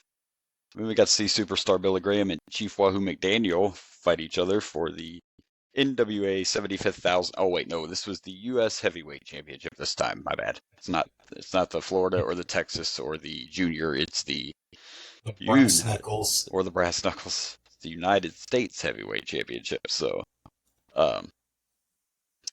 I think this was probably a match. Title we technically still have today. Yeah.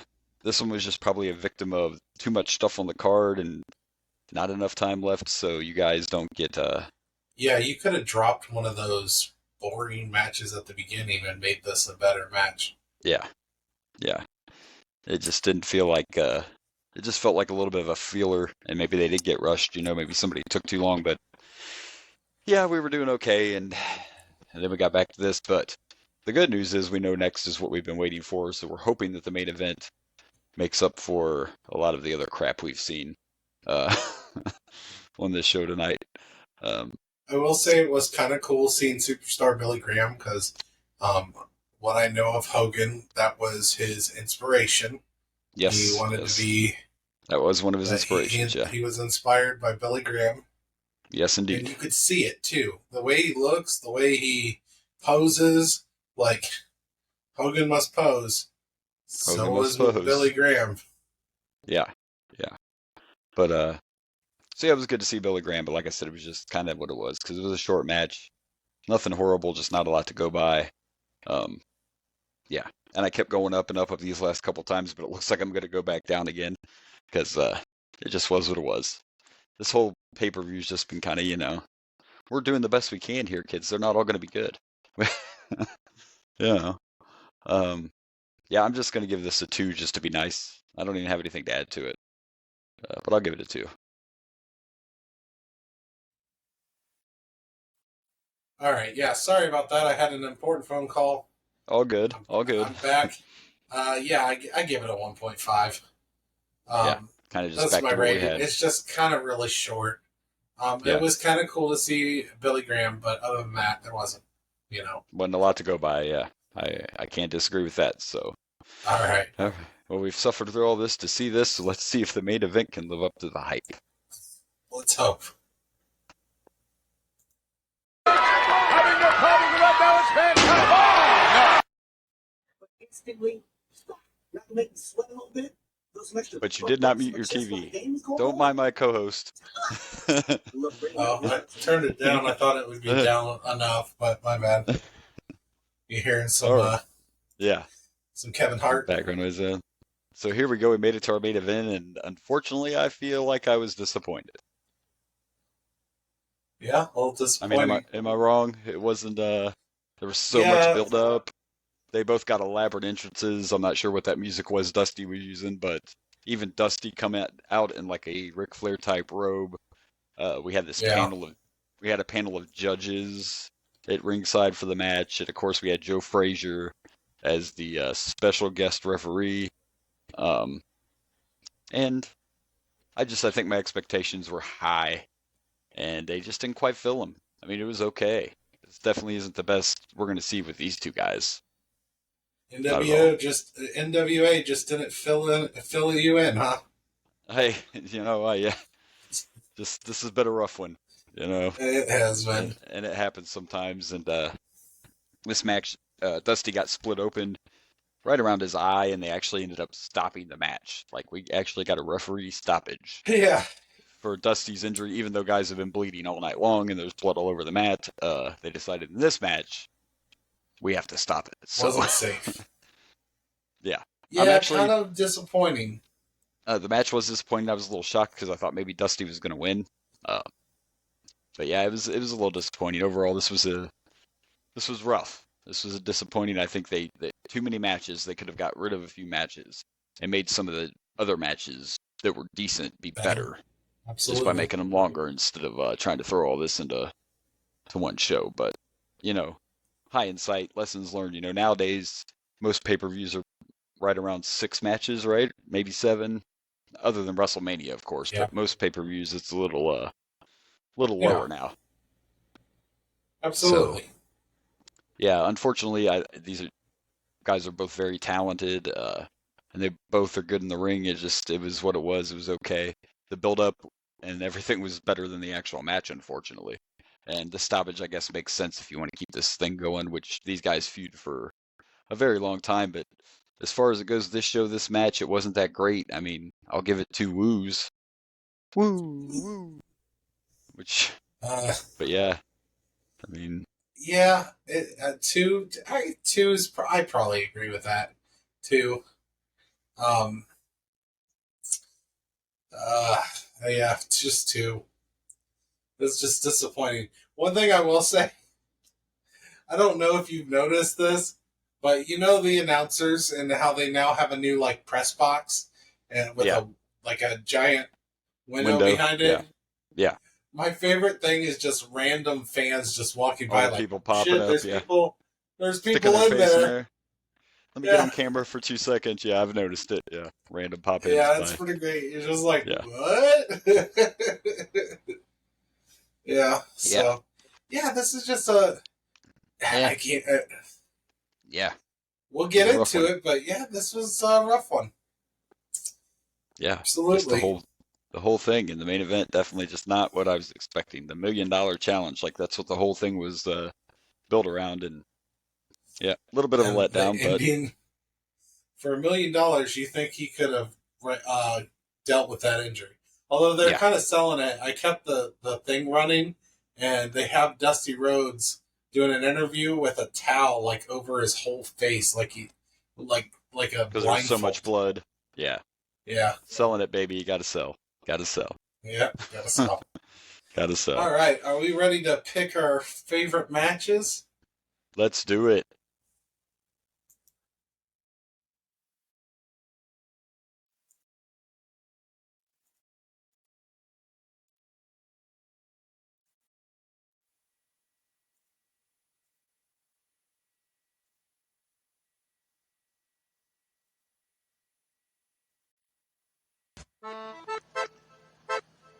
Favorite match of the night. All right. Well, for favorite match of the night, I am actually going to go with the NWA World Television title match between Tully Blanchard and Ricky the Dragon Steamboat. Overall, to me, I felt like that was the most well done match of the night as far as story and execution in the ring and having me invested and having me actually want to watch something on this pay-per-view. So I'm gonna go with Steamboat and Blanchard for the TV title. Yeah, I'm with you right there. I thought for sure it was going to be Flair and Dusty, but Flair and Dusty ended up being very disappointed. All the people we knew other than that match was disappointing. Yeah. So yeah, I'm with you. Favorite match of the night. All right, let's pick the worst. Oh, that's going to be hard. So many options.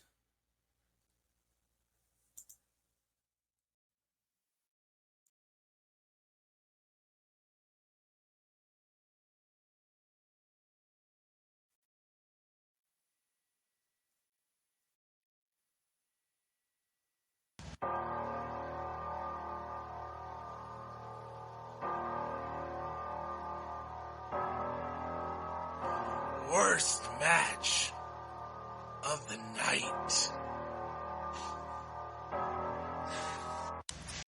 I mean, I thought about this for a minute, and there would be plenty of choices because it was stacked with way too many matches, and you could have called plenty of them worst match of the night. But this is something I think that you've done before. But I'm picking the main event, Dusty Rhodes and Ric Flair, because that was the main event. That was the world title match. It had the biggest build-up of the entire show, and it was a huge letdown in my opinion. So yeah, I'm going with the main event. Interesting choice. I wasn't gonna go that route, mainly because it wasn't the. I guess I understand the logic. I've used that logic before. I don't know if I agree that it's so bad that it's worse than the just really bad matches at the beginning, but you're not wrong about disappointment wise. I was really looking forward. You know what? I'm with you. I hate to just agree with you on everything, but you're right. It happens sometimes. Yeah, I mean, because the big differences we've talked about before is I didn't know who Joe Schmo and Bobby Duncan were that fought earlier, so there wasn't high expectations. They were just short, boring. Here, check these guys out. But this was what this whole thing was built around, and yeah, let down. And a terrible end. Terrible end for your main event for $1 million challenge. Yeah. If they were going to do something like that, it'd been better if they just made him pass out completely. Like have them do like a where they he gets knocked out in a 10 down for a 10 count. I mean, you had Joe Frazier there, so I didn't like the way they ended it. So that I agree. That is it's definitely the most disappointing. For sure. Yeah. All right. Well, we picked our favorite match. We picked our worst match. And I mean, technically, bear with us because there's only two. We could technically ranking. Are we ranking Starrcades? I mean, I did make this lovely. You did make a graphic. We don't have a jingle yet. There might be one. Lovely graphic. All right. Well, okay. Like you just said, I do not have a jingle yet. I might make one and make this in post, but right there's our new graphic for Starrcade rankings. All right. I'm going to start making a bunch of these. Right. Well, it's going to be easy to rank them. There were only two, so here we go. Here are my rankings. I'll go from worst to first. At 2, I have Starrcade 2, and my favorite Starrcade is the first. Woo! That was rough. Same one. Starrcade 2 was absolutely... Yeah.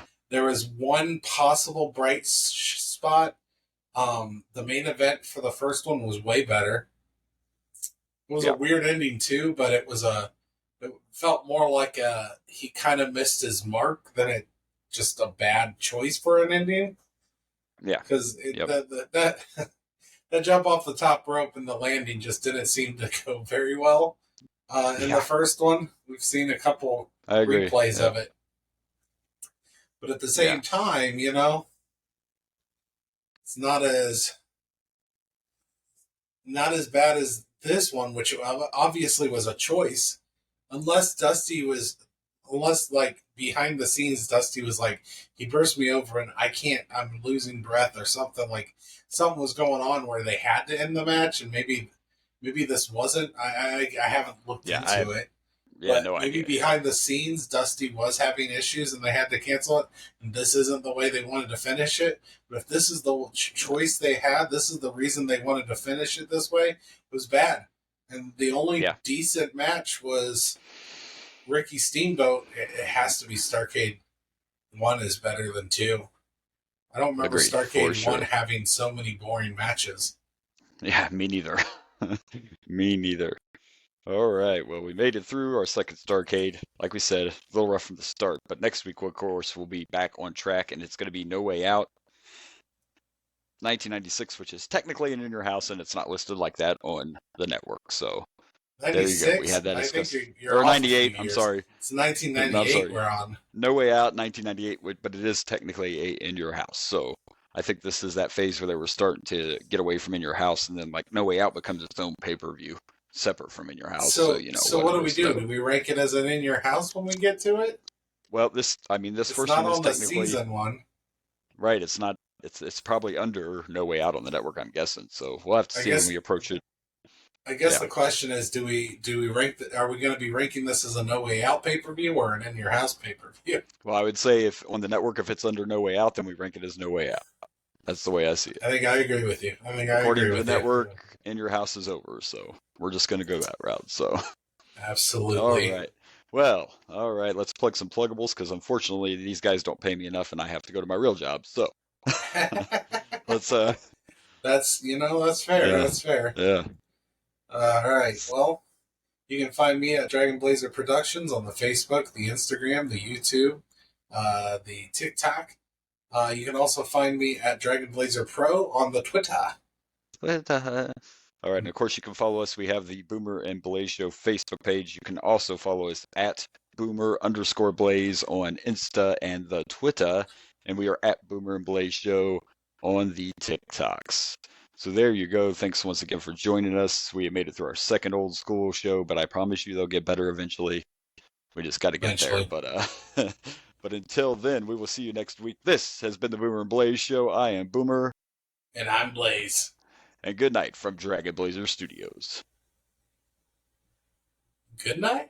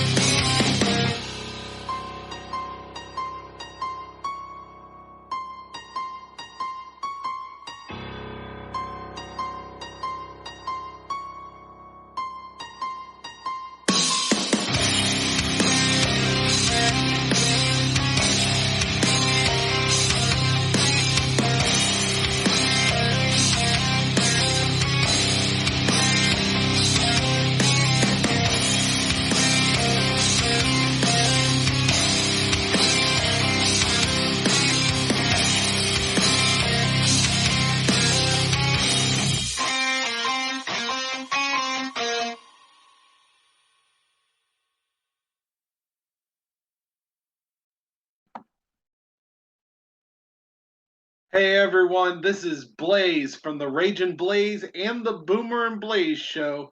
Thank you for watching. Please like and subscribe for more wrestling content.